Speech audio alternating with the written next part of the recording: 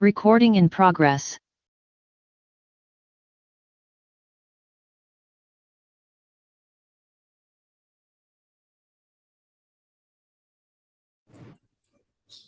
Good morning, honorable members and members of the committee, the secretariat, and happy Tuesday on this rather cold day. I trust everyone is well. If I can again appeal, if it's at all possible, to, in this context that is virtual, to continuously keep our videos on. This way is helpful, unless it is technologically not possible. It is truly helpful to be able to do so. I welcome you to this particular presentation that will be today by the FFC, and I'm certainly looking forward to our engagements. Just touching base post last week with National Treasury, all of those minutes and notes will be circulated, and also naturally we'll be working through the agenda for this week with a presentation tomorrow. And naturally we are working on confirmation regarding Friday.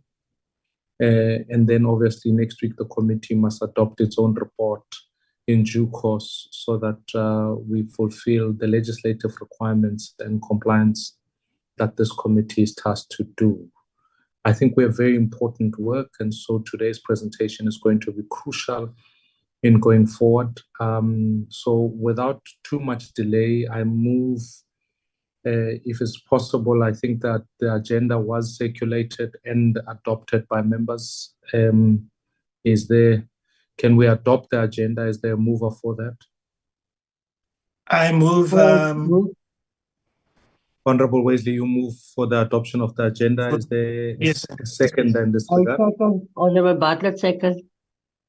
Okay, thank you very much. We note that. In as far as apologies are concerned, may I note the only one I have received is from Dr. Burke from the DA.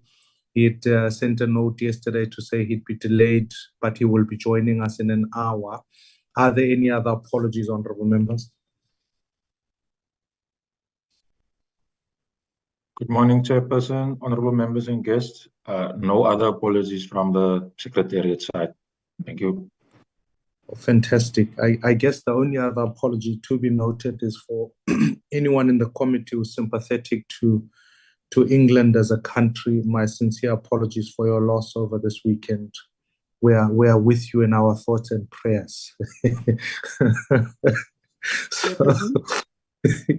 Yes, okay. Good morning, honorable members and the chair, members of the staff. Apologies. There's an apology here from the Honorable Dr. Mbava. She will not be joining us. She's bereaved. Thank you so much.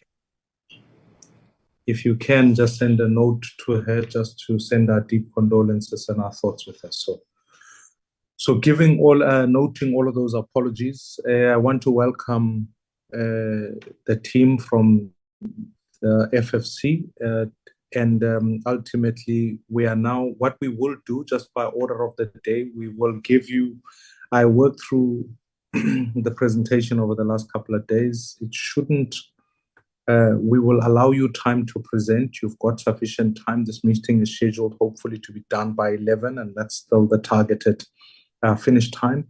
We will give you time to be able to go through the presentation without interruption. The members will then pose questions and comments, and then we'll go from there, just from an order point of view, just how we go. So let me allow now from the team from the FFC, if I can request that you intro yourself, given this is our first engagement and committee meeting with you, and you will get to know the members that sit in the committee during the process of deliberations. They will introduce themselves as they pose the questions, etc. But if I can ask the team from FFC, if you can intro yourself, intro the team that is with you, and then begin to proceed with the presentation. I'm sure will be presented on this platform. Thank you very much.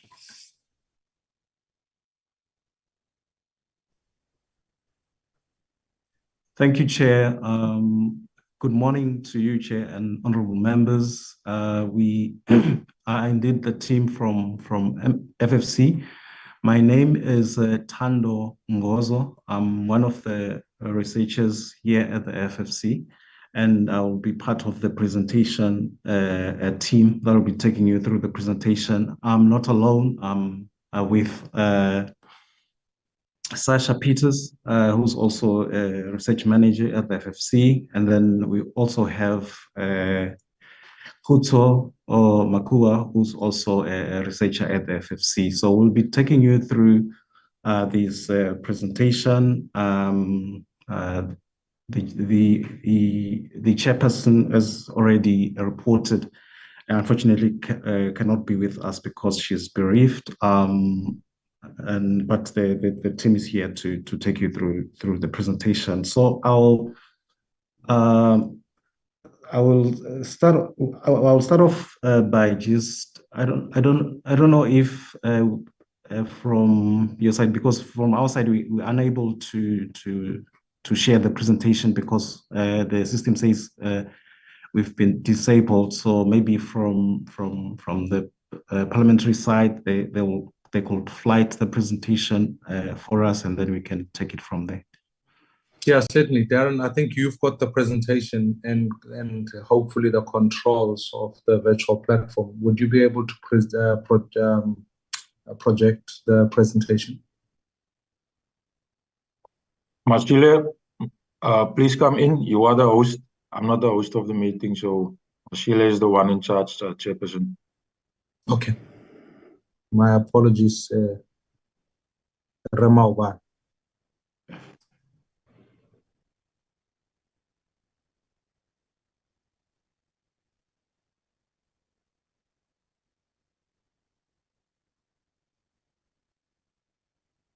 Is it possible to present it on full screen?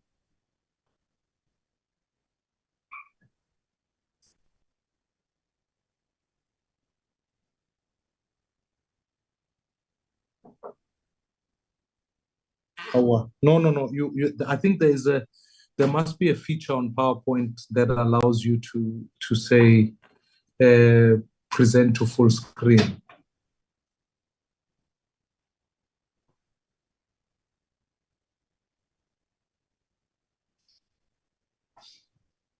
In the bottom right corner. We don't. We prefer Apple for these particular reasons because products designed. Looks like a champagne glass on the bottom right, if you want to do full screen.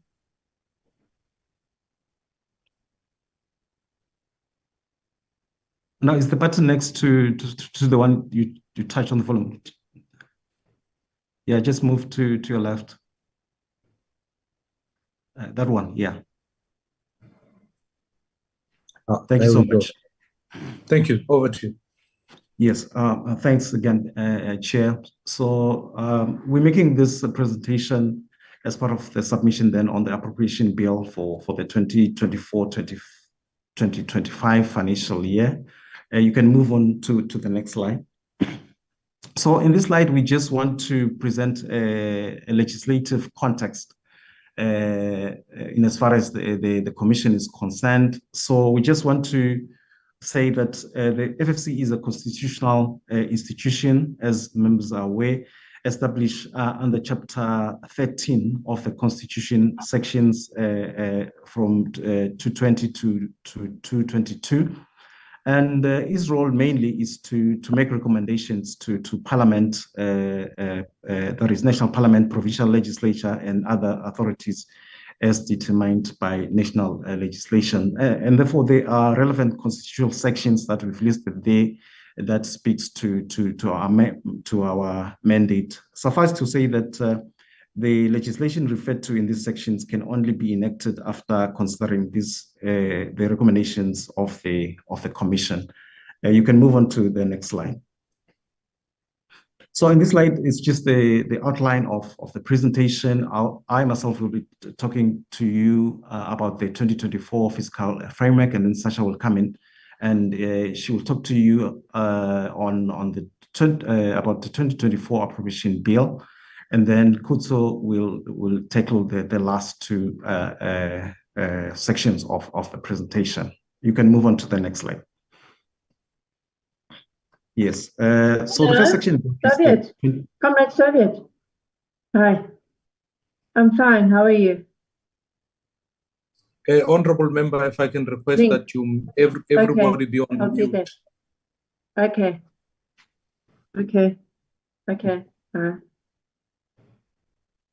I suspect that might be Honorable Mazibuko, if I could hear correctly. May I request that all honorable members and anyone on the call, if you could please just mute devices, that way we can continue.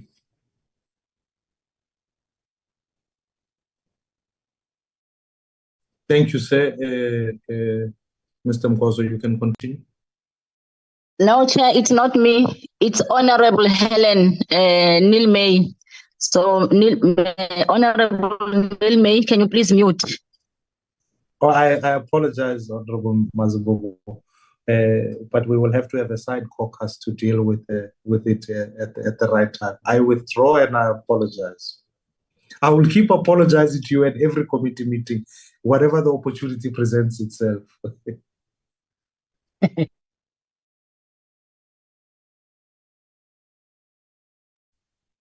Over to you, Mr. Mkwazo.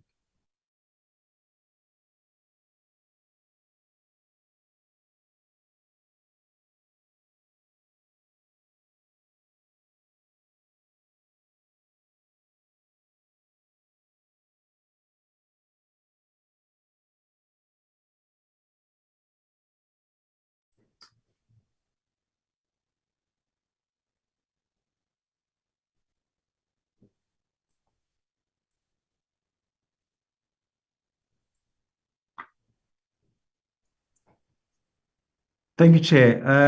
Let me proceed then with the presentation. So the first section of the presentation is on the 2024 fiscal framework.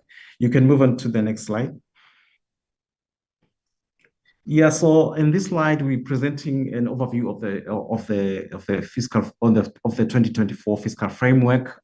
So the table that you see on this slide presents a summary of the fiscal framework over the MTF period.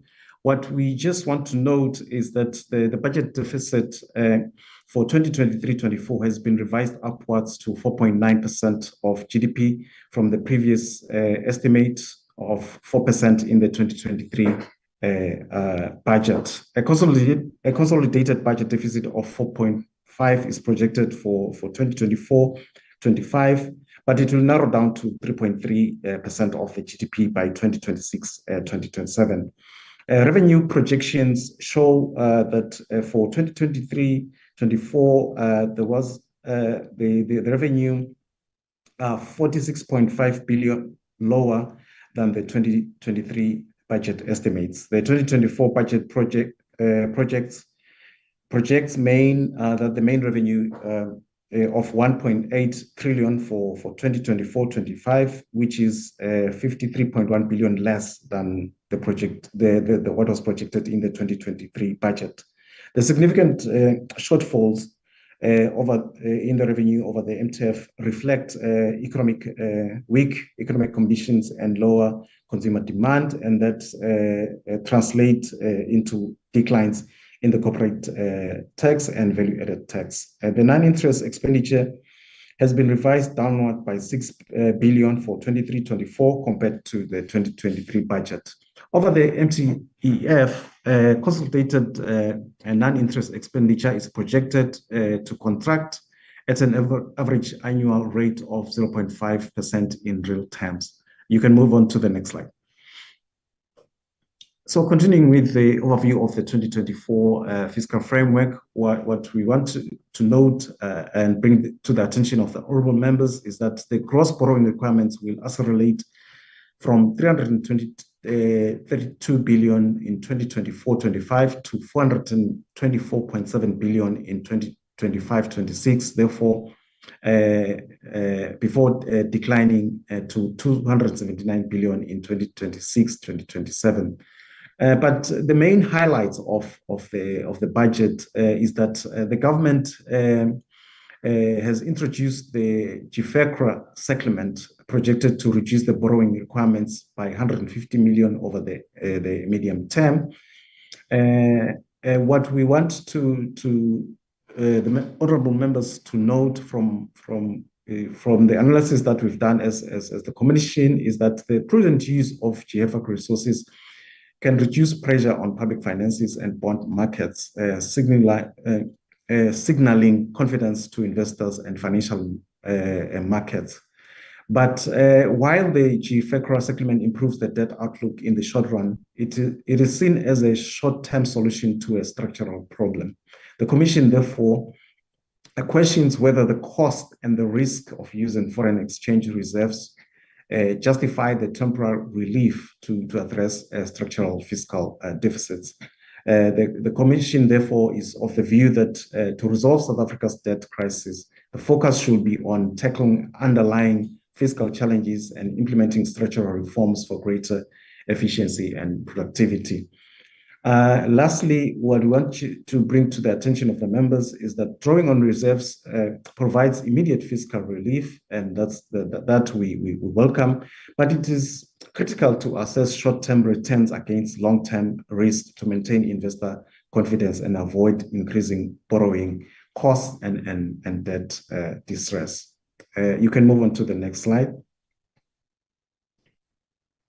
So in this slide, then we turn our attention to revenue trends and tax proposals. The graph that you see on this slide shows tax revenue trends between 2021-22 and 2026-27. What we note is that the tax revenue for 2023-24 is projected at 1.73 trillion, which is 56.1 less than in the 2023 budget. An average tax revenue of 1.99 trillion over the medium term is projected, indicating an increase of 45.6 billion relative to the 2023 medium-term budget policy statement. Instead of raising income tax rates, what we see is that personal tax brackets, medical tax credits, and rebates will not be adjusted for inflation. So that is the policy stance that a government has adopted in terms of raising more revenue. So given that, the Commission is of the view that this will result in bracket creep, where taxpayers are pushed into higher tax brackets and tax more due to inflation increasing their income. Consequently, we note that this will result in taxpayers' real purchasing power will either remain the same or it will deteriorate. You can move on to the next slide. So here we're dealing with the performance of our state-owned entities. What you see on that graph then is a graph that shows various measures of the performance of SOEs spanning the period between 2014 to 2022-23. What we note is that SOEs show weak financial performance, posing a significant risk to the fiscus. Secondly, we note that SOEs require fiscal transfer to cover losses and recapitalize their balance sheets. And then also that most major SOEs experience declines in the value of their assets, adding to the fiscal risk. And then lastly, what we want to bring to the attention of the honorable members is that the return on equity for SOEs, which is a measure for profitability, deteriorated from 1.7% in 2013-14 to negative 13.1 in 2020 and 21 on average. Chairperson, with your permission, let me pause here then and allow my colleague Sasha to come in and take you through the next section of the presentation. Thank you. Thank you, Thando, and good morning, Chair, members of the committee and other colleagues. My name is Sasha Peters, and if we move to the next slide, please. In this slide and the next two slides, we'll provide a summary of the FFC's views on a selection of votes within the 2024 Appropriation Bill And as members will know, this bill makes provision for the appropriation of funds from the National Revenue Fund for the state's requirement in relation to the 2024-25 financial year. And starting from just an aggregate point of view, the total appropriation by vote amounts to 1.1 trillion for 2024-25. And in nominal growth terms, this is 4% higher than the previous year. Going into the votes, we start with social development. And at the national level, the social development vote is the largest national vote at a total of 275 billion rand in 2024-25. The South African Social Security Agency, or SASSA, which administers and disburses all social security grants, is located under this vote. And one of the central issues under this vote relates to the Social Relief of Distress, or SRD grant, which, as members will be aware, was established in May 2020 as a temporary measure to deal with the socioeconomic hardships caused by the COVID pandemic. But this grant has been extended numerous times since its inception. And the 2024 budget indicates that the grant will be extended up until March 2025. So while the Commission supports the extension of the SRD grant up until March 2025, we note that the issue that remains outstanding and which the Commission has raised in previous interactions with the Appropriations and Finance Committees is that we have yet to get clarity on the development of a long-term sustainable solution to replace the SRD grant, so that we stop dealing with it in a sort of ad hoc manner where it needs to be extended every time the budget or the MTBPS comes around.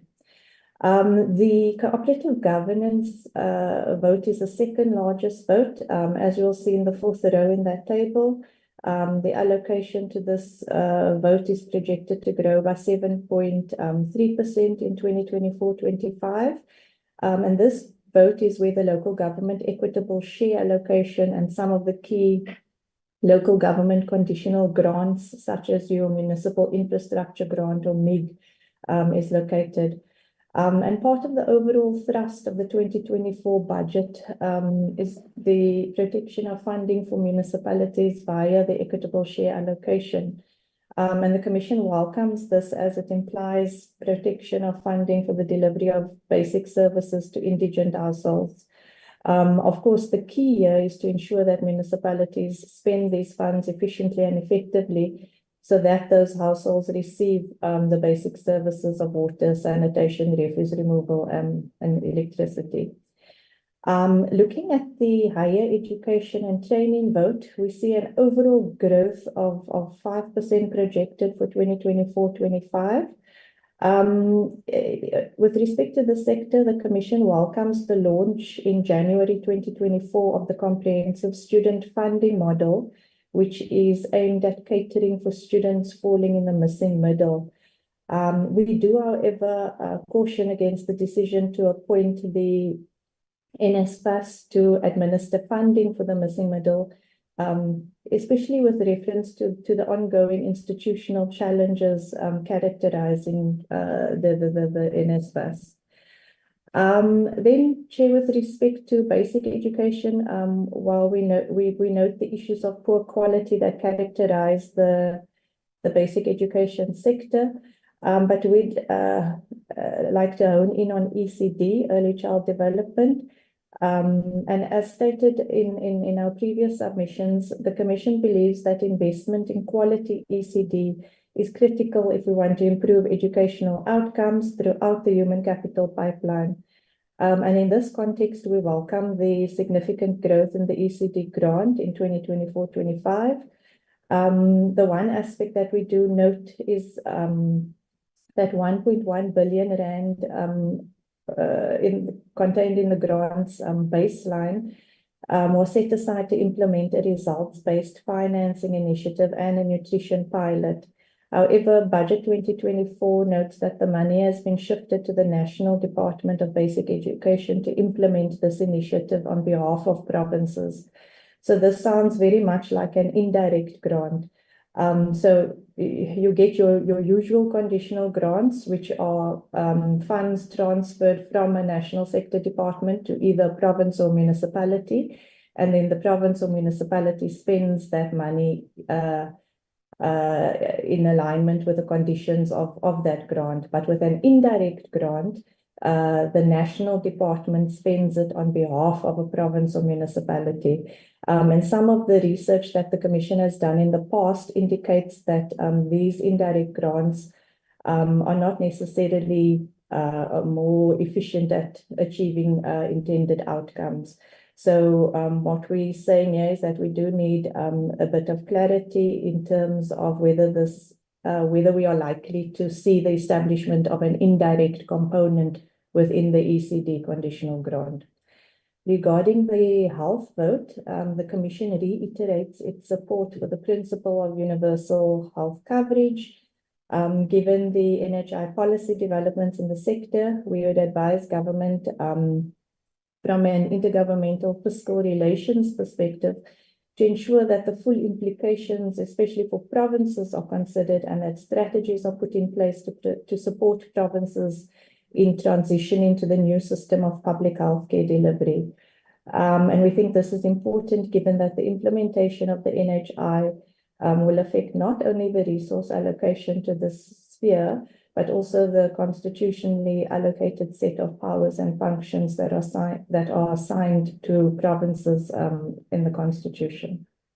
Moving to the next slide, please. Thank you. Turning to the transport vote, allocations to this vote are set to grow by 3.1% in 2024. And honing in on rail transport, the Commission welcomes the tabling of the freight logistics roadmap, the implementation of which will be overseen by the National Logistics Crisis Committee that was established by the President. And the roadmap has 3 priority areas. The first is operational and rolling stock improvements. The second relates to improving the security and safety of the rail network. And the third focus area concerns the implementation of a capital investment program. And from the Commission's perspective, these focus areas are well placed and at the core of alleviating the country's logistics challenges. What we emphasize is that the success of this freight logistics roadmap will hinge on its efficient and coordinated implementation, which thus makes the oversight role of the National Logistics Crisis Committee quite critical. Now, together with transport, the water and sanitation vote is often one of the drivers when it comes to infrastructure spending. And in 2024-25, allocations to this vote are set to increase by 12.6%. And while the Commission welcomes advances in access to water and sanitation services, there is a need to place a specific focus on quality. And according to the Department of Water and Sanitation's own blue and green drop reports, there are concerns around the state of water resources and systems, as well as wastewater treatment works. Then under the mineral resources and energy vote, despite cabinet approved reductions, the Commission welcomes and supports the move towards modernizing the mining rights licensing system, as announced in the State of the Nation address in the 2024 SONA. And we believe that this will help to address one of the major hurdles constraining growth in the local mining industry. The last comment on this bill relates to funding of the agriculture, land reform and rural development vote. We note that it is projected to decline marginally by 0.3% in 2024-25. But what we would like to raise is concern around the reduction in funds for the Ilima Letsema conditional grant, especially given its emphasis on food production. And I mean, generally with respect to agriculture, the Commission calls for greater assistance to be provided to smallholder farmers to enable them to to take advantage of technological advancements in the sector, which can aid the potential for success and in so doing transform the sector away from its current dualistic nature. Chairperson, moving to the next slide, please. The Commission believes that the role of the Departments of Trade and Industry and Competition, as well as the Employment and Labour Department and the Small Business Development Department, are critical to kickstarting growth in our economy. However, we do note that their mandates appear to be overlapping, and that their growth profile brings into question whether they are fit for that important mandate that they are meant to fulfill. So we would advise that consideration be given to better aligning the mandates of these departments as to minimize duplication. Then turning to police and justice and constitutional development votes, the FFC welcomes the increases in these votes. And particularly with respect to police, while we endorse the increase in human and financial resources, we do also raise concern around the efficiency with which those resources are being put to work, especially in light of the growing crime rate in the country. Finally, with respect to the safety and security cluster, declines are noted for both the Office of the Chief Justice and the Home Affairs votes. And in respect of both votes, we are hoping that the efforts that were underway and aimed at modernizing and enhancing service delivery, such as the records digitization project with Home Affairs, will not be totally derailed as a result of these declines. Chair and members, the next slide provides a summary of the Commission's inputs on the second adjustment appropriation bill for 2023-24. It's just the slide. And this second adjustment appropriation bill aims to effect adjustments to the appropriation of money from the National Revenue Fund for the requirements of the state in respect of the 2023-24 financial year. As members will see in that slide, the total additions and reductions outlined in the bill both amount to 470 million. The largest allocation is in respect of the Represented Political Parties Fund, which is located under the Home Affairs vote.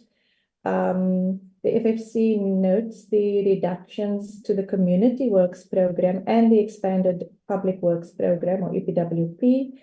And given the purpose of these two public employment programs, which is aimed at creating income security and work experience for participants, the Commission hopes that these adjustments were based on an evaluation of the performance of these two interventions. Then the Commission supports the 95 million rand addition to the votes within the safety and security cluster. Finally, Chair, we note that across the various votes, additions were made to the administration programs within the votes. Now, generally, the administration program in a vote is focused on the non-core, non-service delivery aspects within a department. And from that point of view, we just note that within the current strained fiscal environment, where cuts often have to be made to key service delivery programs, we would advise that these types of additions be kept to a minimum. Chair, thank you, and if I may now hand over to my colleague Fiscal to take us through the last part. Thank you.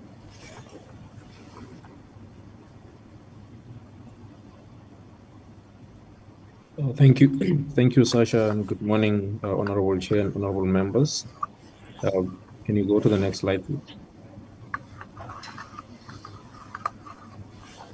Thank you.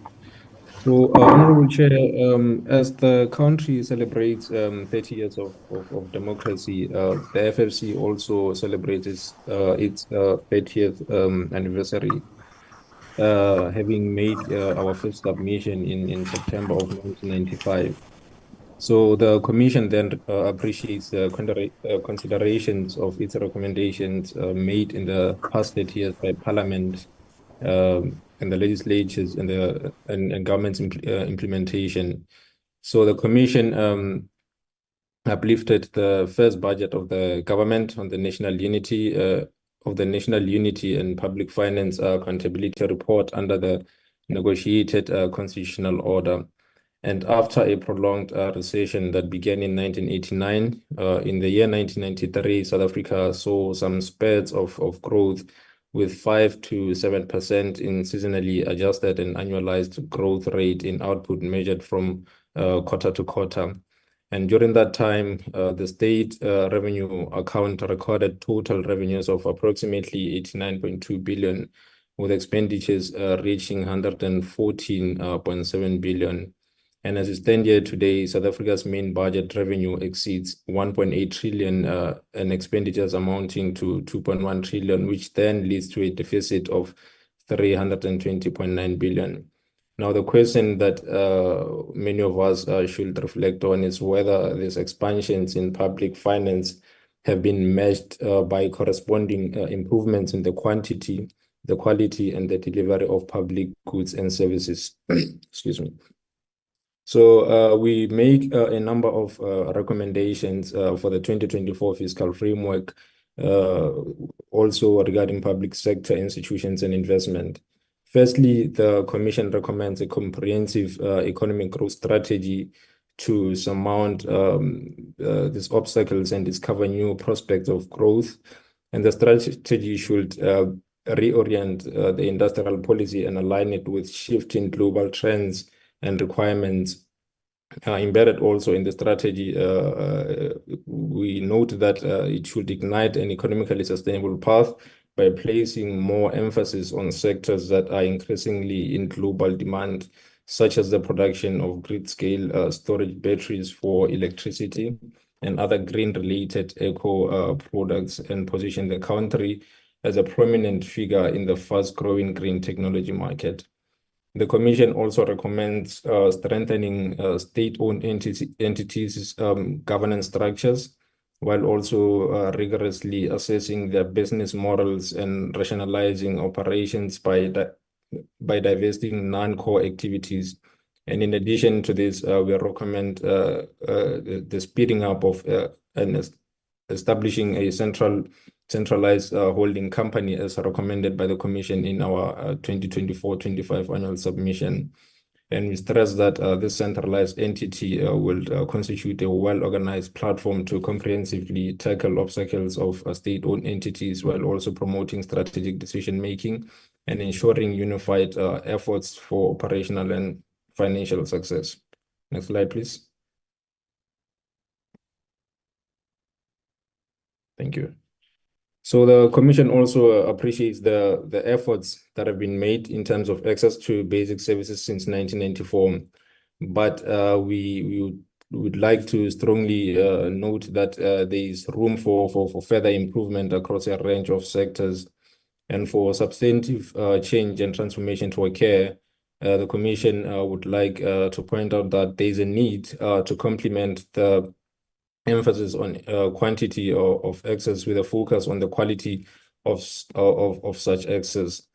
The Commission would also like to reiterate its previous call for indirect grants to be used as a measure of last resort. Furthermore, and to ensure that the capacity of municipalities are being strengthened to conduct their own affairs, the national sector departments implementing indirect grants must devise plans and timelines for building the capacity of the affected subnational departments or municipality to take on the implementation responsibility associated with an indirect grant. And these timelines for the phasing out of indirect grant is very important. And finally, a strong monitoring framework should be devised for indirect grants to facilitate improved performance management. The Commission also welcomes the investigation and efforts at turning around the performance of NSFAS. However, we recommend that national sector departments strengthen proactive oversight over subnational governments and entities to ensure that early warning systems are developed to identify risks and implement appropriate mitigation strategies. The Commission welcomes the approval of the Freight Logistic Roadmap by Cabinet in December of 2023, as has already been alluded by Sasha. And we have the view that the 3 areas of intervention outlined in the roadmap are key to alleviating the woes of the country's freight rail and port logistics systems. So the Commission recommends that the National Logistic Crisis Committee should ensure an efficient and coordinated implementation of the roadmap with all stakeholders that are involved. Lastly, the Commission notes the second adjustment appropriation bill and the accompanying reprioritizations. Thank you. Next slide. Can you move to the next slide, please?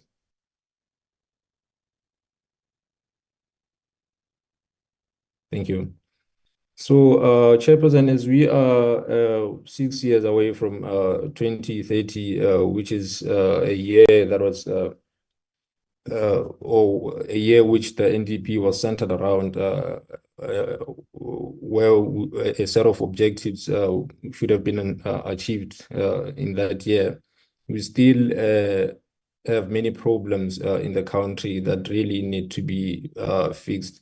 As a matter of fact, there's a matter of urgency. One professor from the London School of Economics, Professor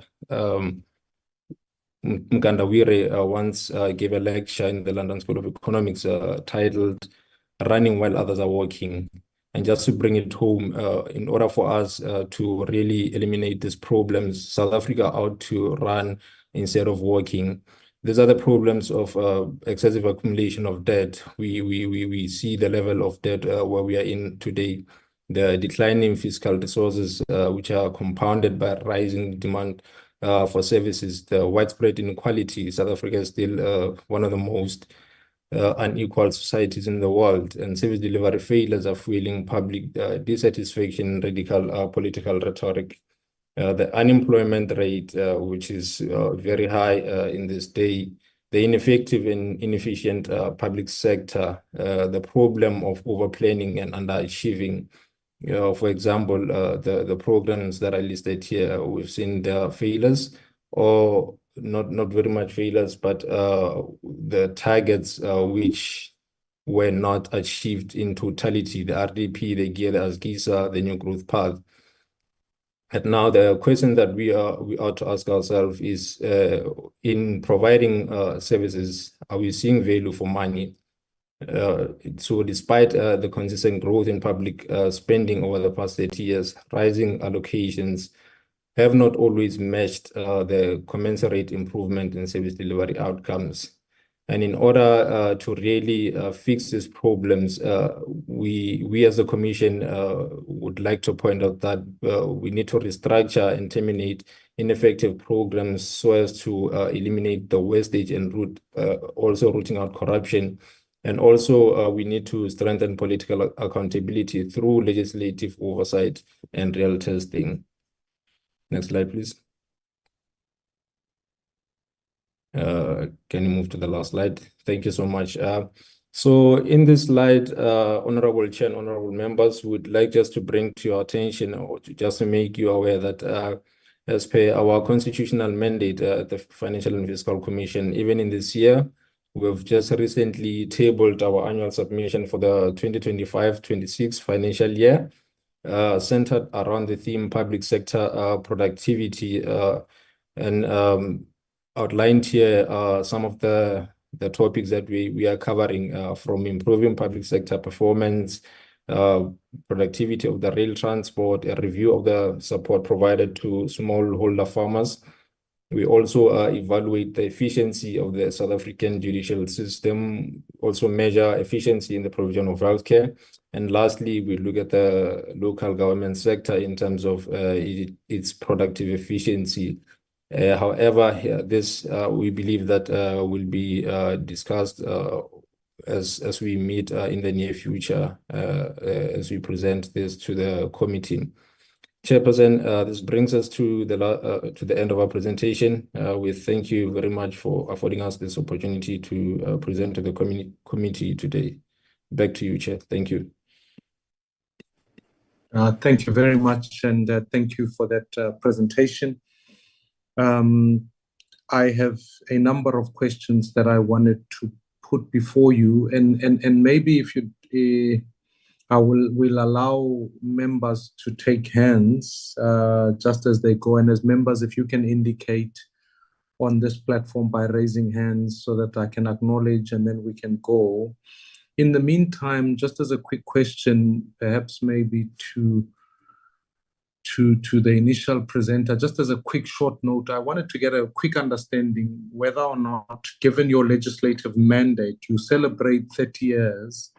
I just want to understand if you could highlight one or two examples of where you've actually, in your submissions as the FFC, have had profound impact on the nature of the tabled budget, both in February and the midterm budget statement.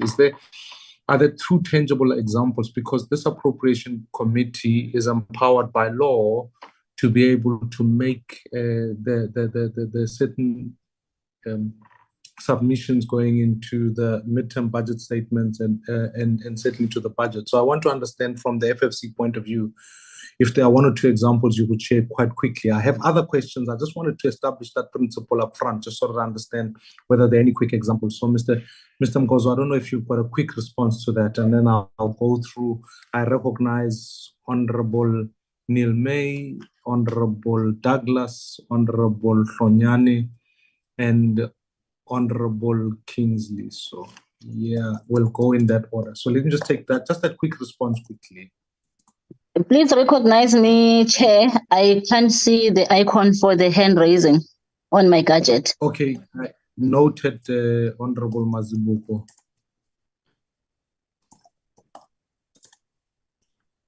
Thank you, Chair.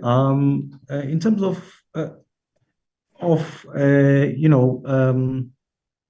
examples of profound impact that we've recommended as the FFC, you would have noted in my presentation that while we welcome the GFECRA intervention that government implemented, ours was to sharply raise the issue. Sorry, Dr. Burke, if you can mute, please. Yeah, so I was saying that while we welcome the GFECRA intervention, because we thought that it was important to make sure that we manage our debt levels. The main recommendation that we offered was that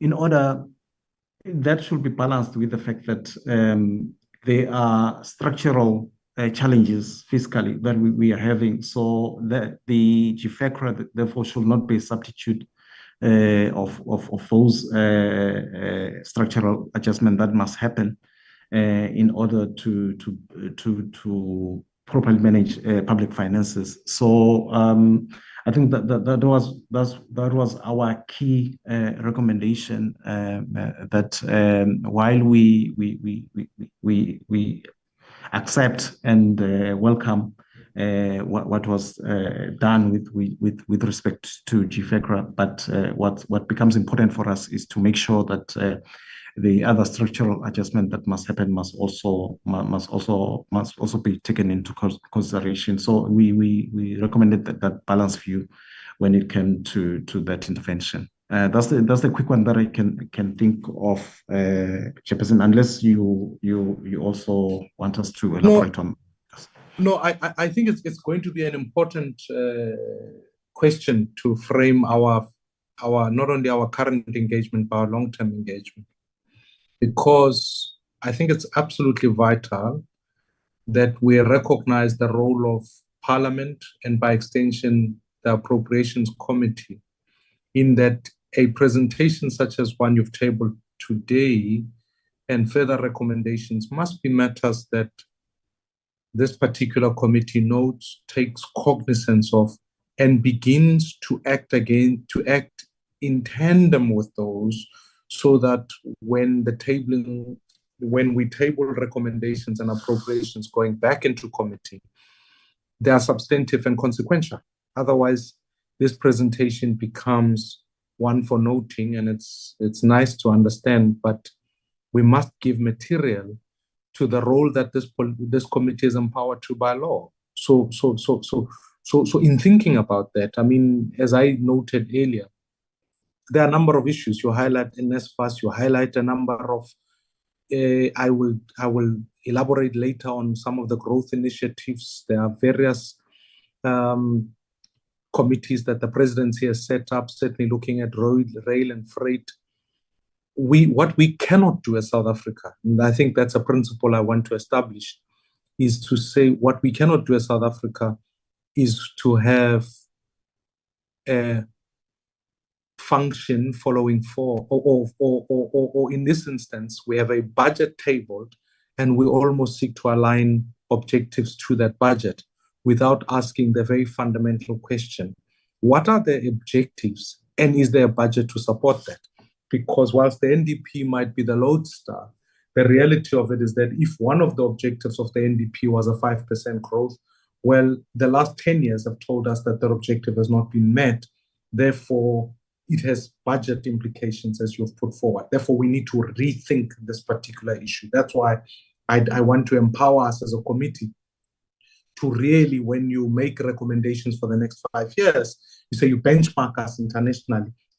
That can't just be a statement that just sits afloat. We need to be able to give effect to that. So that was the first principle I wanted to establish. But we will get back to deliberations at this point. Let me start with Honorable Neil May. Honorable Neil May, over to you.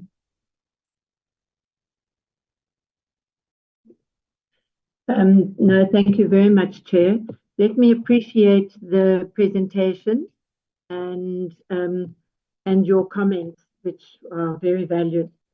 I'm going to just, some of my things are also just on comment.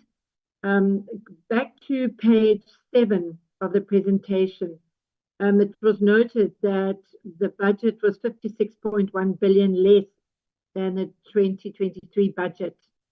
Although it is increased there was an increase for the 2023 MTBS. That was something I was just very interested to know. The risk on the foreign exchange funds, although it is a short-term relief, but the risk that we take on doing that, I wanted the opinion on that one.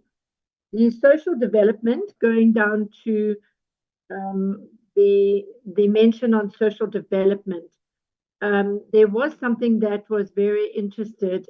So it was page 10, and that is, sorry, that was COGTA. So I've just got my notes here from the thing. In social development, the indirect grant, you did mention that that would have to be sort of the last choice.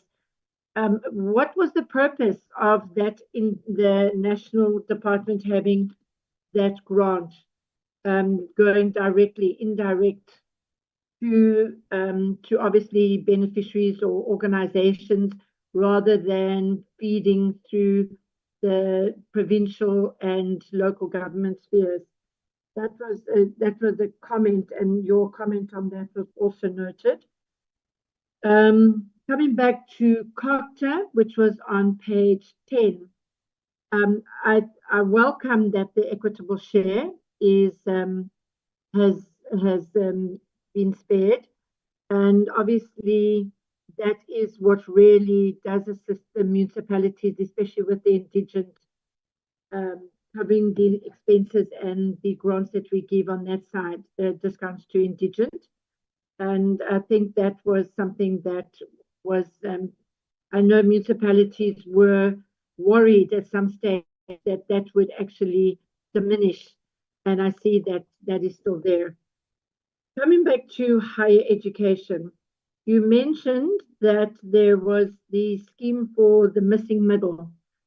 At the municipality, I was known as Missing Middle, because although we had NSFAS grants, there was the police officers, nurses, and lower government officials that could not qualify for this grant for NSFAS or anybody in government. And then there was also the middle class out there that it was actually taking a lot of toll on their finances. The thing that you mentioned was, is that going to be run through NSFAS? The same, and NSFAS is now being transferred to an agency where there were challenges with regards to the disbursement of those funds. What was your opinion on that? You did mention that, and that was something that I wanted to know as red flags. I welcome that grant, and I think that's really good. Coming to page 10 on health, does the commission, you know, it's like the cat chasing its tail. I have an issue with this medical legal challenges that we are having. And for the health system and the national health insurance to work, we have to make sure that the medical legal costs are not part of the health budget, because we are not going to be able to improve health if we are still not able to employ the shortages of nurses, doctors, and highly skilled staff.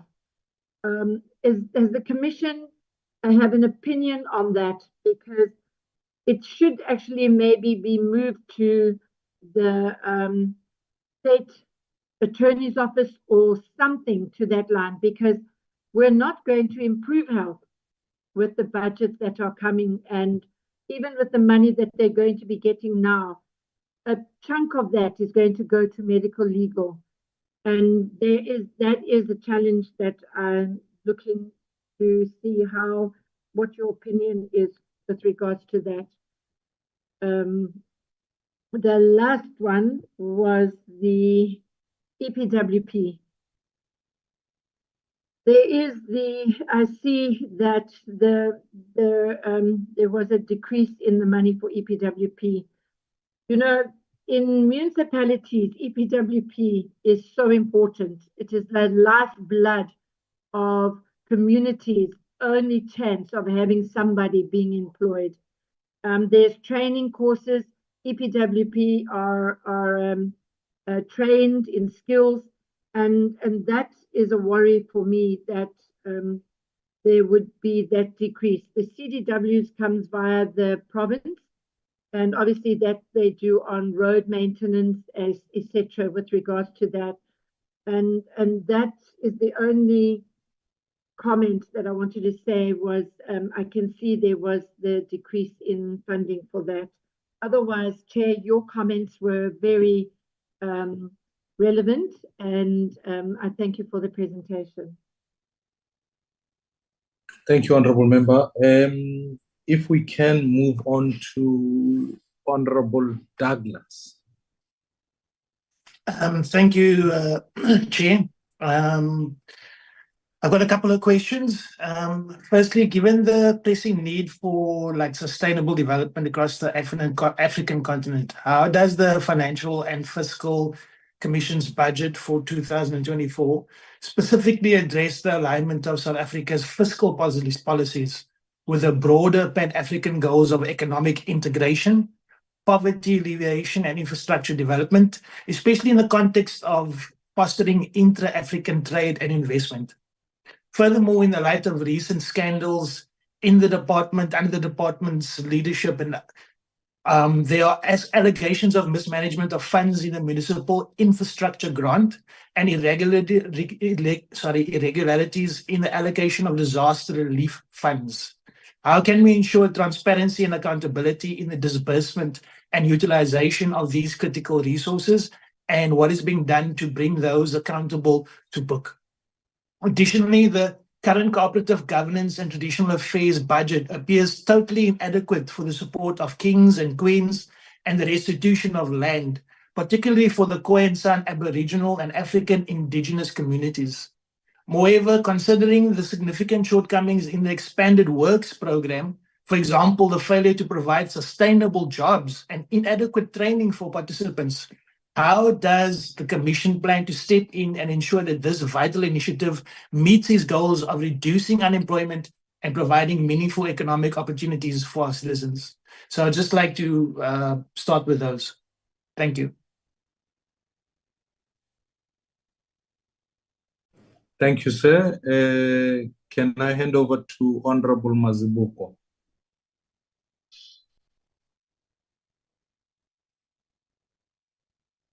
Thank you very much. Thank you very much, Chair.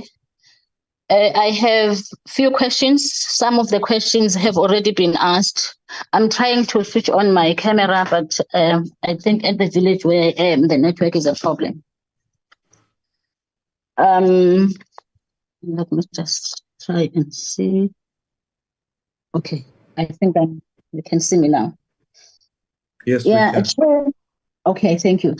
Chair, firstly, I think my view is, as for us as this committee, is that the resources must follow the plans. Resources must follow the vision of Parliament. Whatever targets we have set ourselves to improve the lives of our people should be followed by the resources.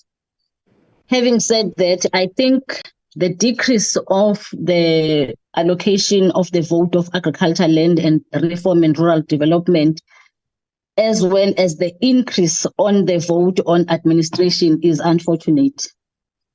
I agree with the technological aspect of the farmers, but my view is that there has been very little support for our emerging farmers. They are not yet at the level of technological advantage. So, and it's still a long way for our small farmers. So if really I were to advise, it would be the change of the allocation of the budget to these two votes.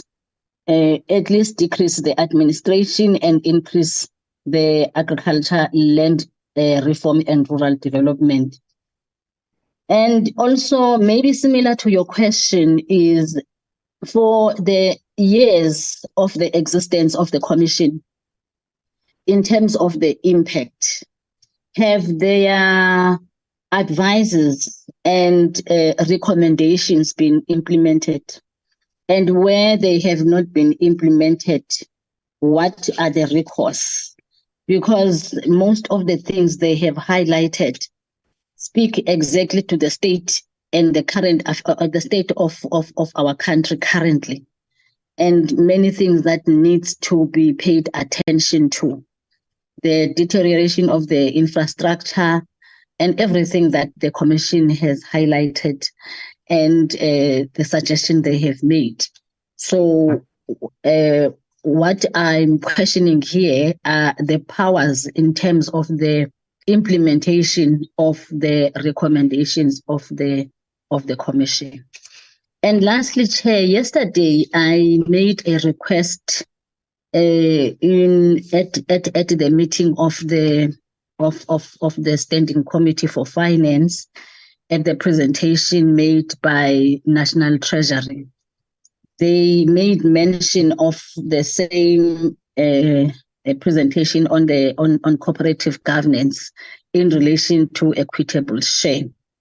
And the question that I'm going to ask here is the basis and the rationale for the formula, because the formula has been on review over time for quite a number of years, and the review is not yet even completed to date, 30 years down the line. So I would really request and to know the basis and the rationale of the equitable share, and maybe request a specific presentation on this from the Commission as well as National Treasury, just to give us a highlight on how this formula has been worked out, especially considering the inequality in terms of different provinces, where people from rural areas are moving to urban areas, and also the fiscal funding gap between the three spheres of government, where I think municipalities are getting maybe less than 9% of the equitable share plus conditional grant. So I think as a committee, we need more information on this so that we are able to inform our people on the ground. But Chair, I welcome the presentation, and we hope going forward we will be able to ask the necessary questions and play our oversight role and scrutiny as a committee on an informed information decision. Thank you. Thank you. Honorable Hlonyana. Thank you so much, Chairperson. First and foremost, Chair, I'd like to take this opportunity to thank the FFC for a beautiful presentation, as always. And also, Chairperson, I just want to say you are correct on your comments about the recommendations of the FFC, that most times they are not followed. And I do not understand really as a nation, why do we invest so much money on such commissions, and yet when they give us recommendations, we don't follow them. We are like students who don't want to listen to their professors. So maybe it's something that we need to look into as a committee, that the recommendations of a commission like the FFC must be followed by our government when they make or when they finalize the budgets. Chairperson, I just have 4 questions that I would like to put in, and maybe I can get some clarity from the FFC. The first question is that they spoke about the trade and industry, trade industry and competition. And then with the small business, that there should be some streamlining between the two. Maybe can they give us a proper, make us understand on the streamlining exactly what is it that the commission is meaning? Do they mean that maybe the small business should fall under trade and industry? Exactly, can they explain to us what does that mean? And then the second one, Chair, is the issue of the government debt vis-a-vis the structural adjustment. You know, I know a lot of people will give you a different points on where exactly are we standing with our debt in this country. Others will say, well, 75%, others will say 95% of our GDP. So honestly speaking, with us having so much debt and no long-term solution is given, we hear about the recommendations of the short-term, but what exactly must happen? And with the structural adjustments, which are also happening as well, I am worried that we may have, for example, now we have electricity for more than 100 days, yet it's now going to cost more ordinary South Africans to pay in order for them to enjoy now this electricity.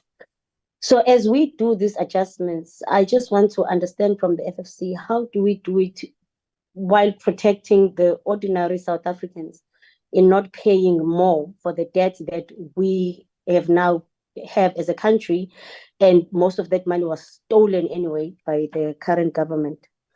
And then they also spoke about repositioning of the country. Like, it's a very interesting term, by the way, because you have heard this word from other countries who have managed to move from the negatives to the positives financially in their countries. They spoke about industrialization.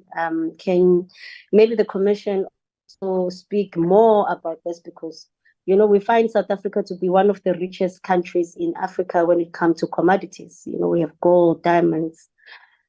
copper, every single thing that you can think of we have, but yet still we are one of the most poorest, and our people are living beyond poverty line. So I just want them maybe to give more meat on the industrialization on exactly what they mean. And then the last one, Chair, and I've asked this question to the Treasury as well. If South Africa does face another pandemic like we have had with COVID-19, I honestly, what are your recommendations within the budget that you think must be put there, or what South Africa's government have put as our safety net do you think is enough if we do face another pandemic? Thank you so much, Chair. Thank you very much, Honorable Member. And then Honorable Lekhanya. Chairperson, thank you so much. Greetings to you and my fellow committee members. And let me also extend my greetings to the Commission and congratulate them on the presentation that they have made here and the sharp insights that have been given to the presentation. For sure, you may notice that today I successfully renamed my gadget. Chairperson. I congratulate you. Yeah, no. Those are the technological glitches that we deal with every day. Yeah. Look, Chair, there is one fundamental question that I think the Commission spoke about in their presentation during the induction workshop. I don't know, because I missed the earlier part of their presentation. If they perhaps could have spoken to it, that has to deal with the review of the funding formula. And I will want the Commission to talk to this in a manner that can fundamentally shift the way in which we do things. I know Stats SA has concluded its report and made it public.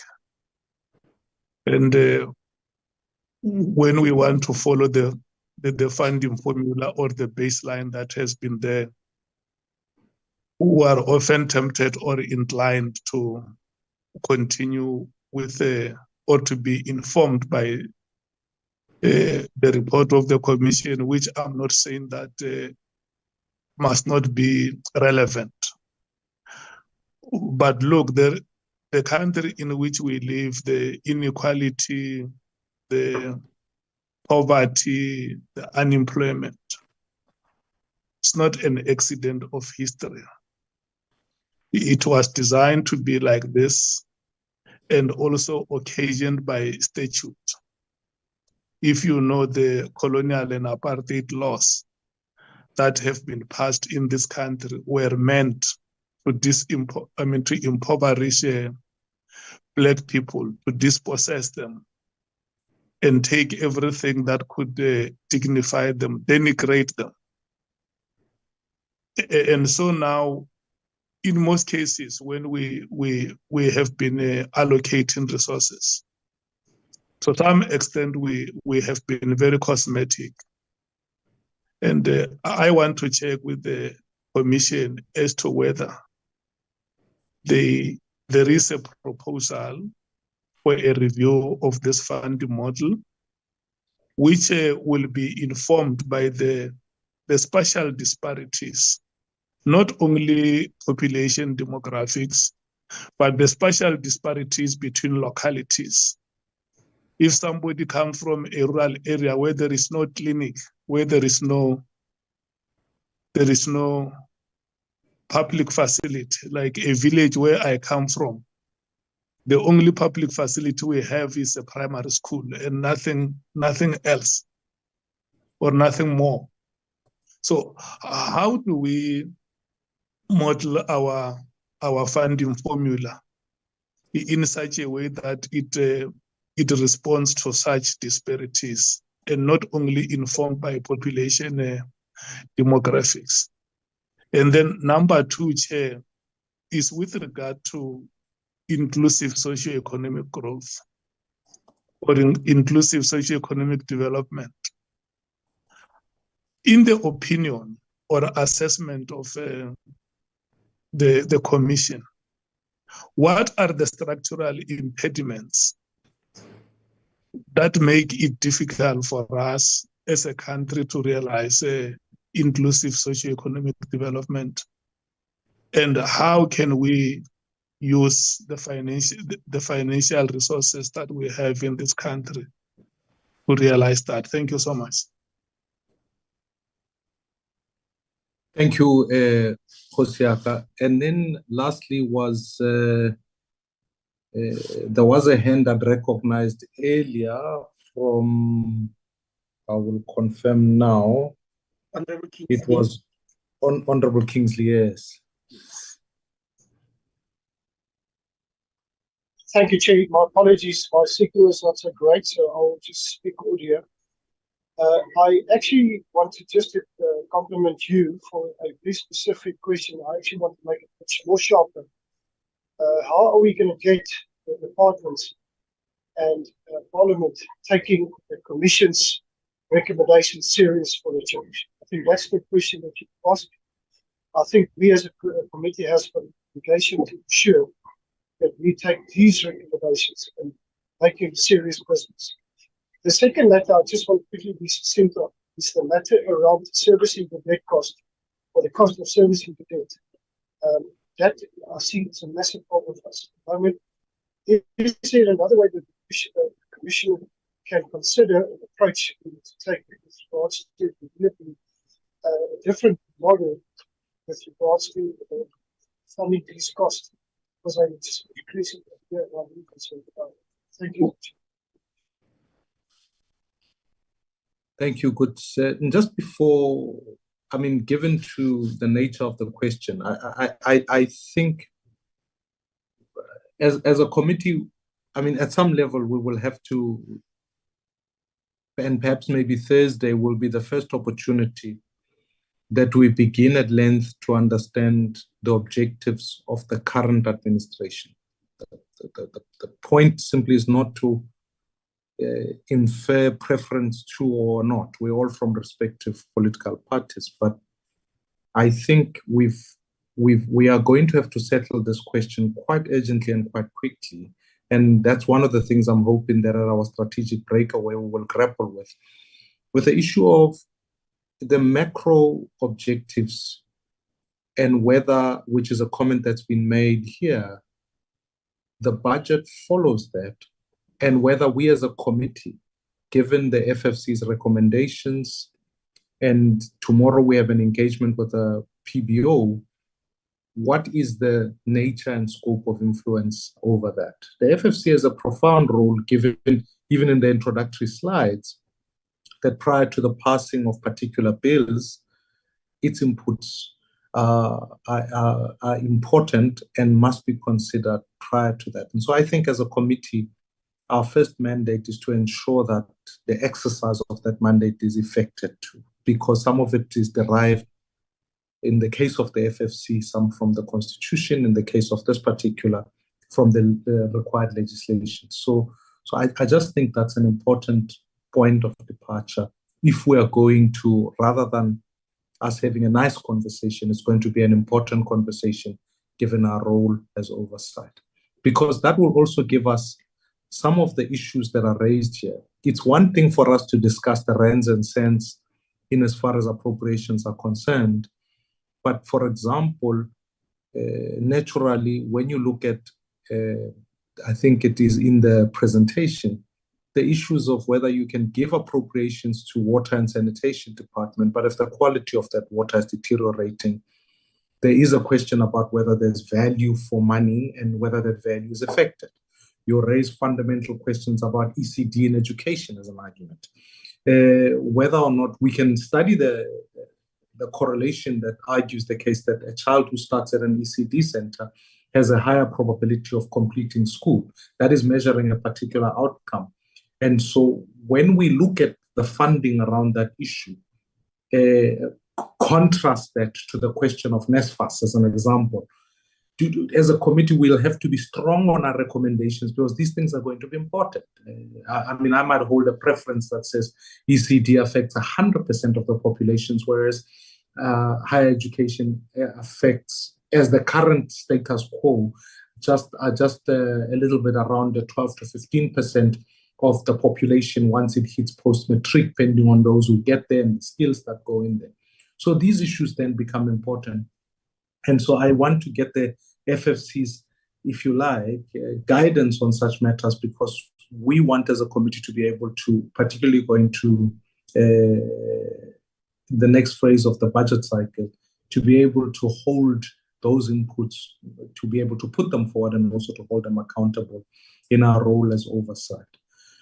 I'm fascinated by your proposal of, in the next while, an SOE holdco, if I understood you correctly, so that it aligns the objectives of the state-owned enterprises. I want to understand, perhaps maybe you've given us the rationale around the issue, but I want to look at questions of some of the failures of some of the SOEs and some of the governance issues, whether or not suggesting another one to be able to correct governance failures in each respective SOE is going to be helpful, and what that would do and an impact from a budgeting point of view. I'd like to maybe hear your thoughts, perhaps, on a zero budgeting mechanism, whether that's a thought that's on the table.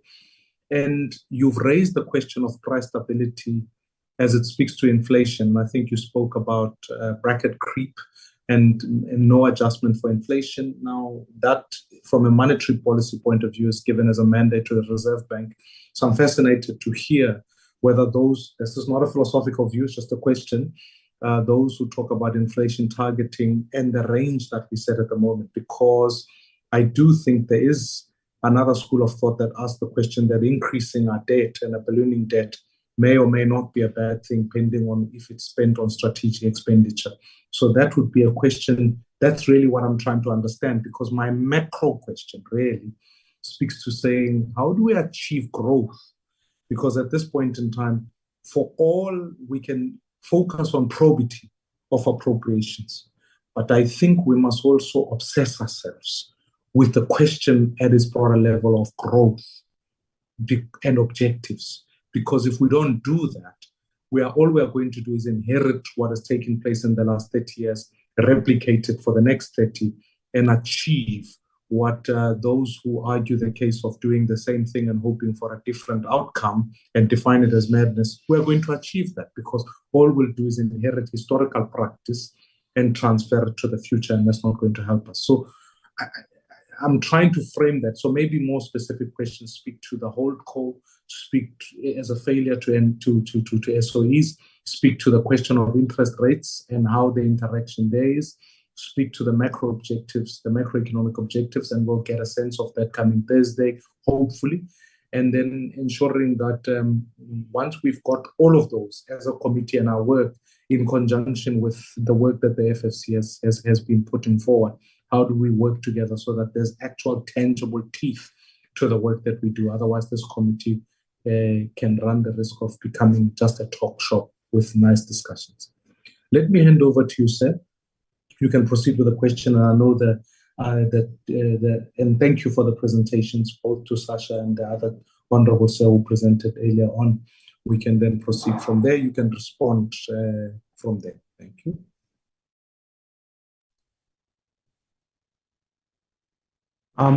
Thank you, Chair, for the engagement. We welcome the engagement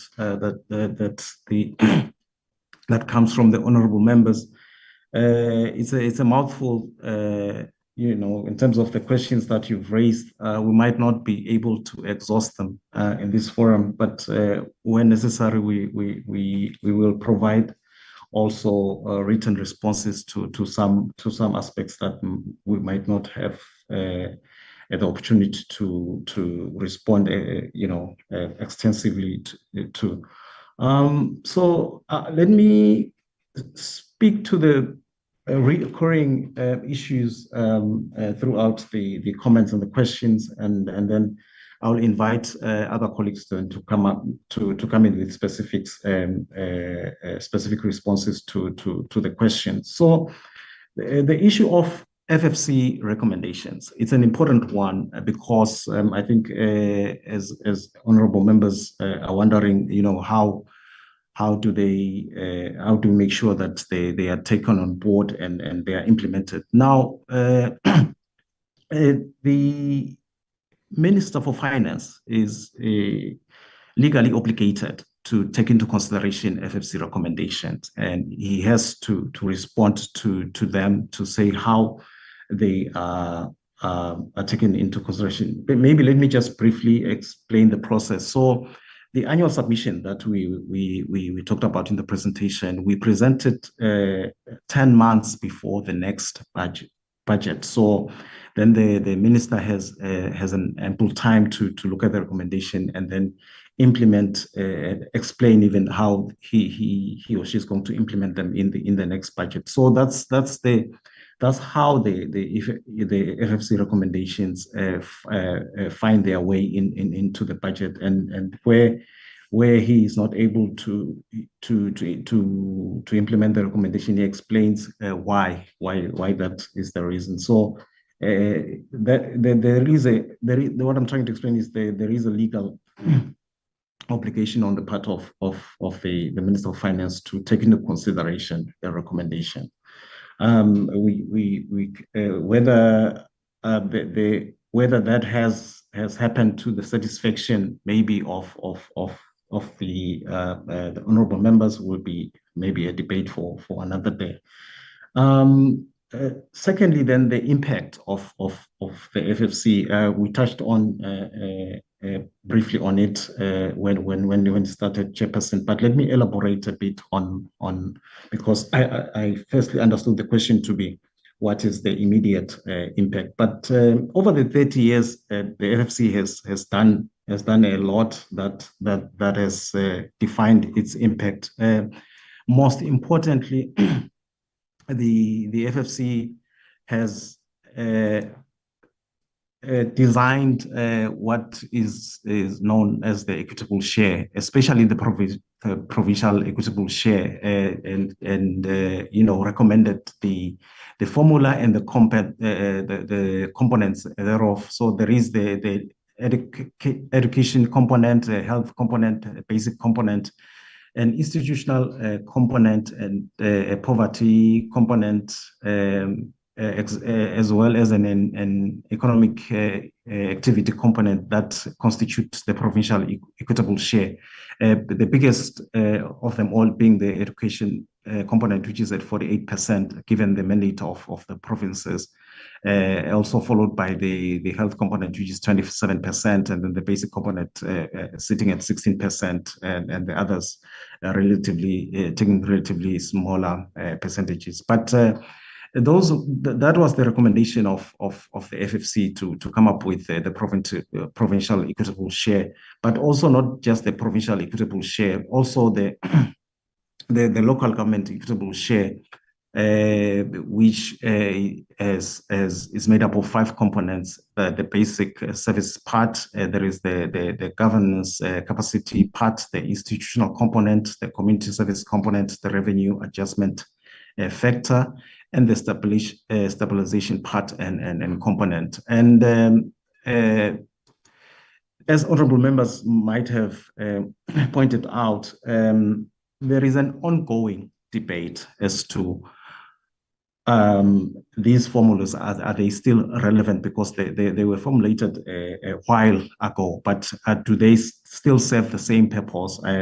These are the ongoing debates, and I know that with regards to the local equitable share, as a commission, we've made a recommendation that we think we need to overhaul the system to look afresh at that particular formula, and I think together with National Treasury and SALGA and other relevant stakeholders, there are discussion as to how that could look like if we indeed take that route of overhauling or changing the formula. So in terms of impact, therefore, the huge impact has for the commission was coming up with the way as to how then, because at the heart of the commission existence is this question of how do you divide the revenue that is raised nationally, amongst the three spheres, national, provincial, and local levels. That's sit at the heart of the existence of the.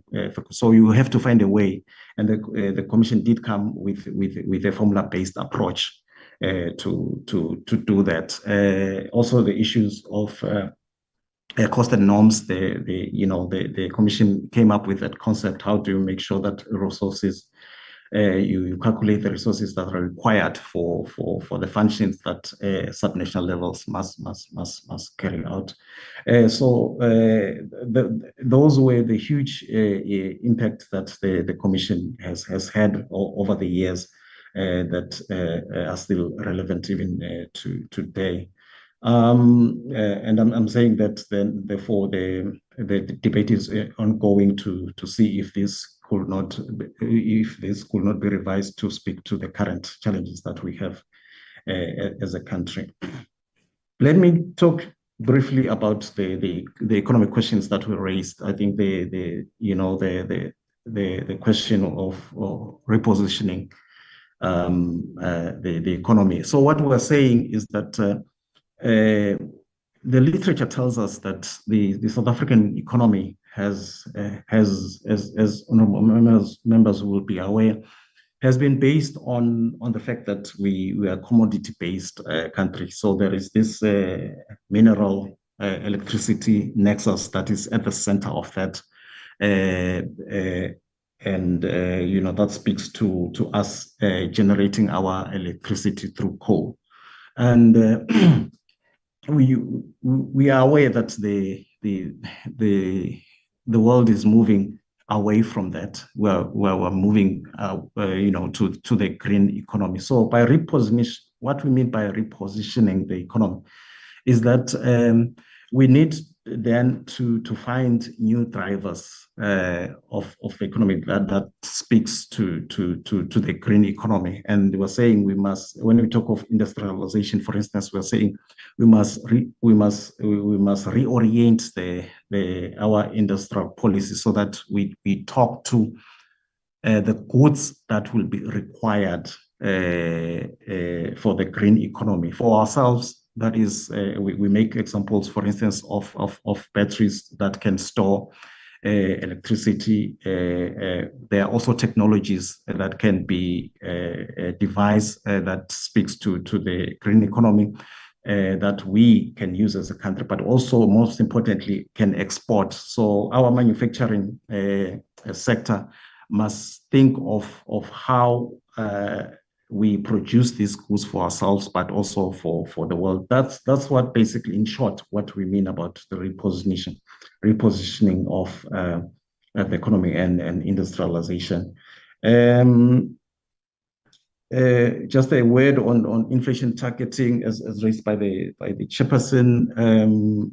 We think it's an important monetary policy stance that helps us to manage the inflation. And also protect the value of the rand. That becomes important from a monetary policy perspective. We find it difficult how else that could be done without the inflation targeting policy. So that we think the current monetary policy stance in as far as policy targeting relevant and important, and we don't think, at least from where we sit, there is a need to change it. Let me pause here, Chairperson, and allow other colleagues to come in and respond to the specific questions, and if need be, we can come back then and elaborate if there are still concerns from honorable members. Thanks, Chair. Thanks, Tando. And thank you, Chair, for the Chair and members for the questions. Looking at Honourable Neil May's set of questions and comments, the first one related to the indirect grants and what was the purpose of the indirect grant.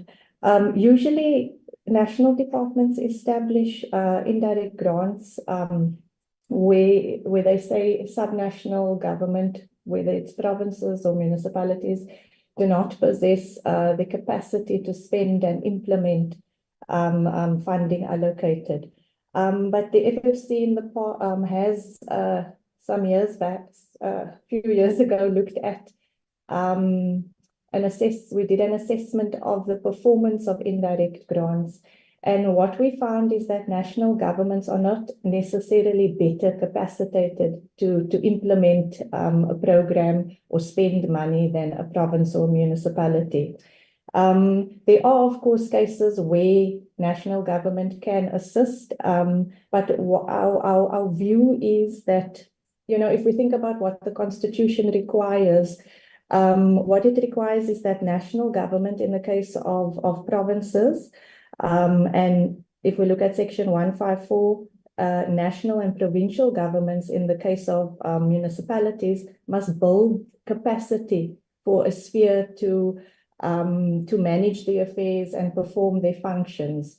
So what we are saying is, if there is a need for an indirect grant, so for national to step in, then let's do that, but let's set a time frame and let there be a transfer of skills such that subnational government can take over the running of the grants and the spending thereof. Then with respect to higher education and NSFAS, when the minister tabled the plan for the missing middle in January this year, he did indicate that NSFAS would oversee implementation. And our view was just that, given the fact that NSFAS is under administration once again, given that it's facing a number of investigations, we did raise concern around how efficiently and effectively it will manage this additional responsibility. And some of this comes down, and members will see sort of a thread in our analysis. It's about oversight, a theme running throughout our analysis, and the need for strong, robust analysis and oversight, and not seeing oversight as just a tick box exercise, but really to act as that early warning system for picking up issues and then putting in mitigation strategies. With respect to Honourable Douglas, the FFC has previously assessed the EPWP and CWP programs, and in our recommendations, we did point out that the training that is provided through these public employment programs, that it needs to be meaningful and help to build skills of participants to acquire employment post-participation in the public employment program. In fact, it would be a good thing for, for job creation to be one of the measurable outputs of the EPWP and CWP program, so that we actually track what its tangible effects have been. Honourable Mazibuko, I agree that the support of smallholder farmers is wholly inadequate. When we look at the funding of agriculture, under 2% of provincial resources go to agriculture. And the situation we have is that we have this limited resources that is being thinly distributed across many and an increasing number of beneficiaries. So we have these many small pools of funding, that actually do very little to assist the sustainable development of these farmers. Sorry, if I can just come back to Honorable Neil May's comment on medico-legal claims. I mean, medical legal claims are a big risk to health budgets. We actually, as part of our annual submission that was recently tabled, and that we did indicate that we'll probably, that we'll probably be presenting that to members shortly. In our analysis on medical legal claims, we found that there's been astounding growth between 2012 and 13 and 2022-23 in expenditure on medical legal claims. These claims have increased from 265 million in 2012-13 to 1.5 billion as at 2022-23. With the Eastern Cape, Gauteng and KZN accounting for more than 70% of expenditure on medical legal payments. So it's a massive risk. The State Attorney's Office does play a critical role in assisting departments to defend against opportunistic claims and defending cases. But we do, I think, lean towards the view that if we remove the budget responsibility from the department, it could undermine the accountability of the department itself, and the motivation for that department to sort of take the necessary steps to improve service delivery. So I just wanted to come back to that. Then Honorable Plonyane, with respect to the trade and industry votes,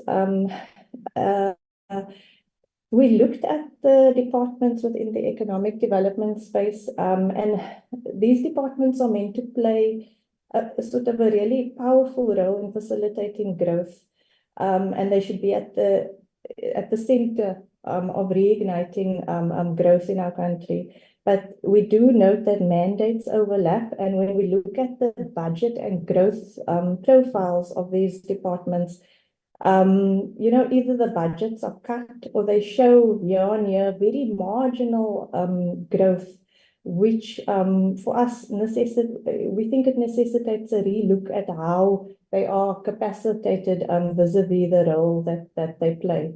Whether it means one goes under the other, we haven't delved into that, but we do think that we need to look at mandate vis-a-vis the funding profile. And then I think Chair, I'll stop there, and I'm not sure if Kutso would like to come in. Thank you. Thanks, Aisha. Chair, I'll take I think two questions. Firstly, it's Honorable Douglas's question. I see that he exited the meeting, but his question was around the municipal infrastructure grant, and would like to say that the FFC has raised concerns on the MIG, not only on the mismanagement of the grant, but also the gross spending of the MIG by many municipalities around the country. And this is a very important grant in as far as municipal infrastructure upgrading and maintenance is concerned. And it is very disheartening to see the grant being mismanaged while there is still huge infrastructure backlogs in the country. So there's really a need to engage individual municipalities to ascertain the root causes of the mismanagement, and indeed where need be, officials should be held accountable. But Sasha has already touched on the continuous oversight and developing early warning systems in the public sector. And we believe that these two would be very important, an important solution in the local government sector as well. And then there was one question by Honorable Lekhanyane on the local government equitable share formula. Tando also has touched on it. I'll just emphasize a bit further. So the review of the formula is currently underway, and there are a number of objectives and components of the formula that are being looked at. But the most important thing we think is to make the formula as flexible as it can be so that it can better respond to the needs of individual municipalities.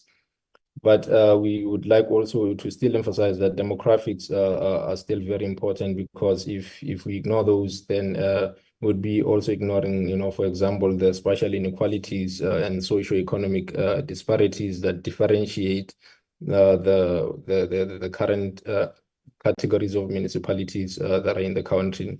But the review is a work in progress between a number of stakeholders, and it will strive at the center of it, to ensure that there is equity in the horizontal allocation to local government, and this will be made through the institutional and the community services components of the formula.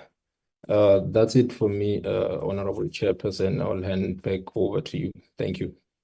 Thank you very much to all those responses. Let me thank you for those. Obviously, there are certain questions that the committee itself must take forward. So are there any additional questions from members of points of clarity or points that were not covered? There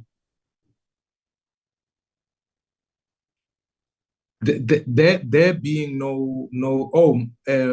Mark, have you got a question there? Okay. No, I'm saying it's well covered.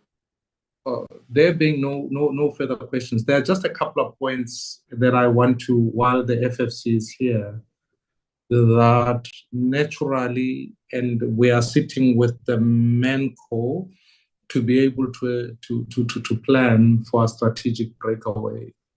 I certainly think that the committee itself will set out its own objectives and which aspects, because it's important that given the empowered legislations, which aspects do you want to be able to create accountability on and perhaps influence in how the budget is tabled going forward, heading towards next year's budget, and certainly which inputs will we make to the midterm budget statement that is coming up now.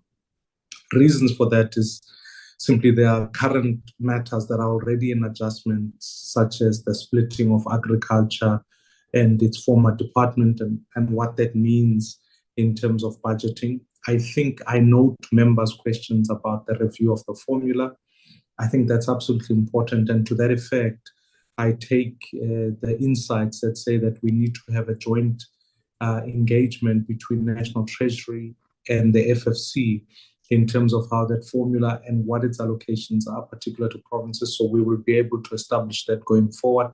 And I do think, even looking at the appropriation that was even given to Stats SA, that particular report, I'd like to ask our researchers, because there seems to be challenges around that particular report on Stats SA. There's been media output about that. I'd like for our researchers just to get that report, the facts on the table, because if it's been challenged, some of the allocations are dependent on population dynamics. And if there's a challenge on that, that adds delay to other issues.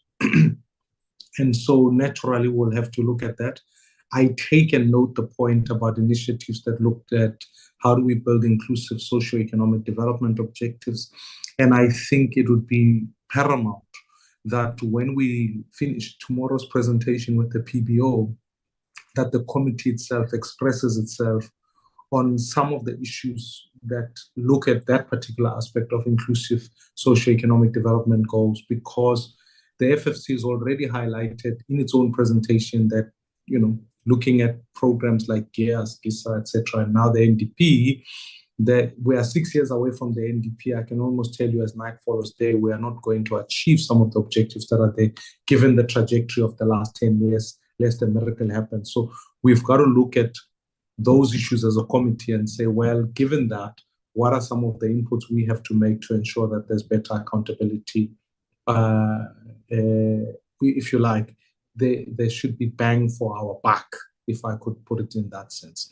I do want to, maybe it's not a selfish indulgent, it's taking cue from our previous conversation that we had with the Minister of Finance around this issue of NSFAS. Because NSFAS sitting under administration as it sits at the moment creates a challenge. And I want to echo the sentiment that the Minister of Finance put before the committee, that actually there must be at least a philosophical question that says, is it better for us to create direct transfers to institutes of higher learning than rather creating a so-called middleman in order to manage and administer the funds? And I think that's an important question that we look at. And given the points that have already been made in conjunction with the adjustments in higher education, I think it's going to be an important one for us to be able to engage. And one of the things I'd like to do without making that pronouncement is that to set up an engagement with NSFAS themselves, given that the appropriation has been done, and perhaps maybe as a committee, the respective members can be able to look at that issue, because I think it's going to be an important, in a universe where there are certain aspects of funding that are appropriated, institutions that are created, but we are not getting ROE as members have put here around SOEs. This is a particular NSFAS as an institution that must be questioned. And so I think I'm at one with the Minister of Finance in this regard. And then I do take the point about the provincial and equitable share and how we take it from there. So, honorable members, that being the nature of the presentation, I think it must be read. It must not be isolated from the conversation we will have tomorrow with the PBO. And I think members will be well versed to arrive with having engaged this presentation, the one with National Treasury for the PBO. It will be the last set of engagements that we have. So with just those remarks, I want to thank the members from the FFC. I want to appreciate and reiterate again our condolences to the chairperson of the FFC and their bereavement, and send them our thoughts and prayers, but also to the members who are here who represented or presented. Thank you so much for the work that you've done, and want to say to you, we will see you at our next engagement. Thank you so much. I think there are no further questions. I will allow the members from the FFC to then leave the meeting, and then the only ones we will remain in committee just in terms of dealing with announcements and the processes going forward. Thank you very much to the FFC. Thank you, Chair. We just want to also thank you for the engagements that we've had, and we always we appreciative of the engagement that we have with the honorable members. Thank you so much.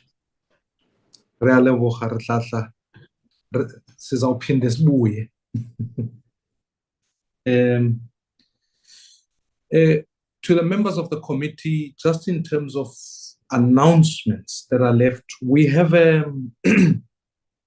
as things stand at the moment, our meeting for tomorrow with the PBO still continues.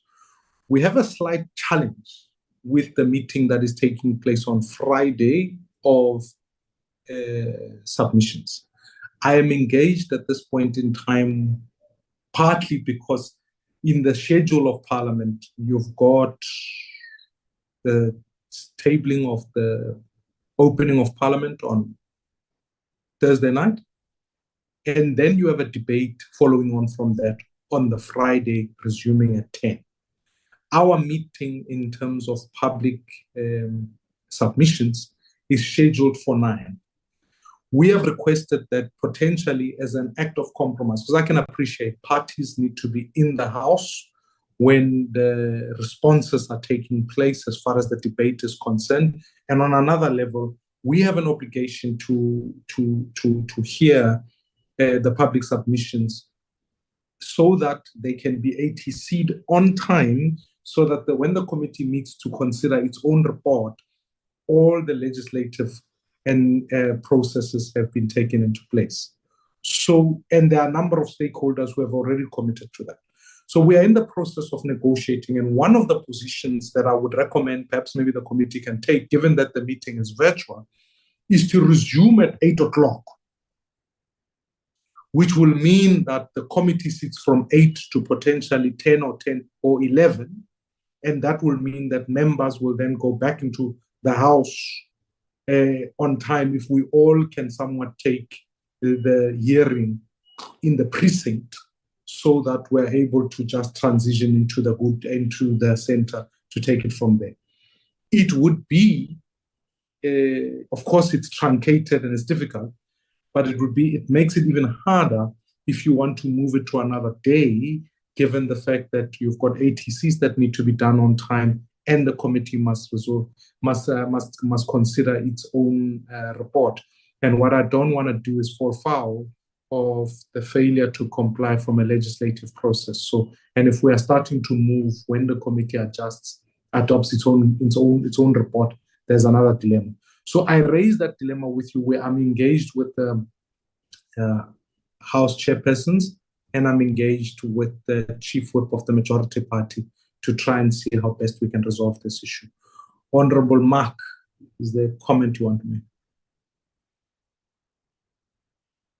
You are on mute. I suspect your geezer has burst again. I'm glad that that's what you took away from that story, Chair. It's all I took away.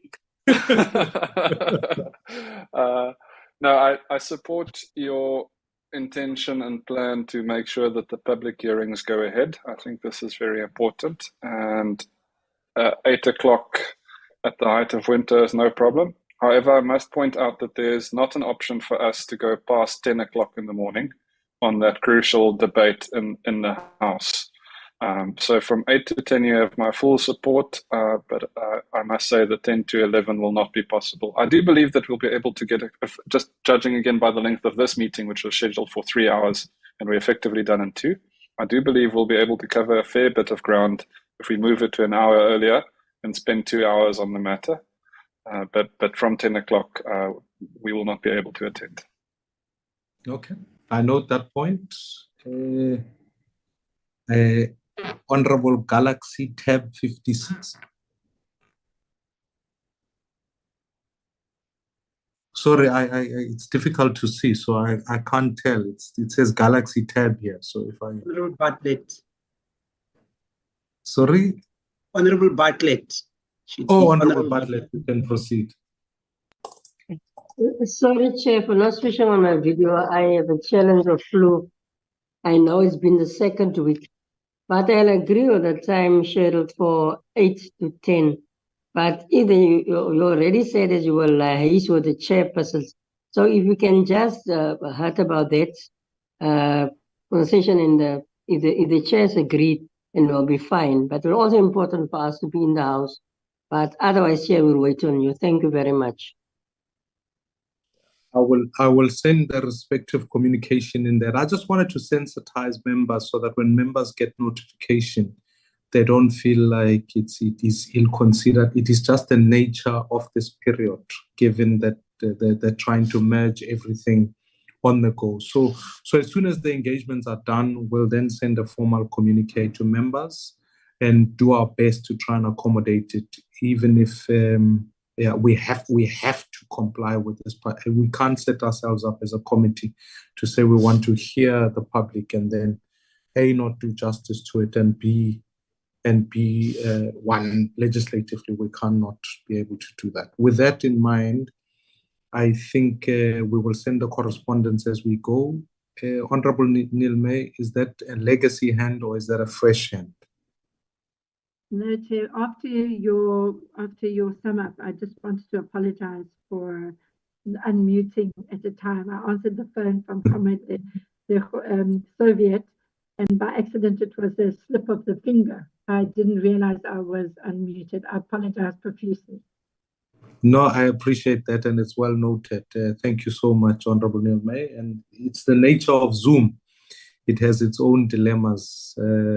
We haven't learned enough from COVID. I hear members asking questions about whether we are ready for another pandemic. I'm like, we haven't done enough Zoom training yet. Give us time to prepare in this regard. So honorable members, will send out the communication. I will commit to making sure it's out by latest today. But if we can all ensure that we adjust our schedule just preemptively for 8 o'clock on Friday, and it would have to for members to take it closer to the City Hall where the debate will be taking. It will make it easier if we've got a general consensus by members that will do that. Noting the logistics and transport and all of those things, I accept that these things take, they have different implications for various members. With that dismissed, I don't know if from the Secretariat, Darren, is there any other announcement or anything that I need to take note of? No, Chair, we don't have any other announcement. You've covered both of what we had to announce. Thank you, Chair. Yeah, I will desist from referring to you as Darren. You're most welcome, Chair. Honorable members, with that in mind, it is now 11 o'clock. May I declare that this meeting closed? I will see you tomorrow morning at 9 a.m. with the PBO office.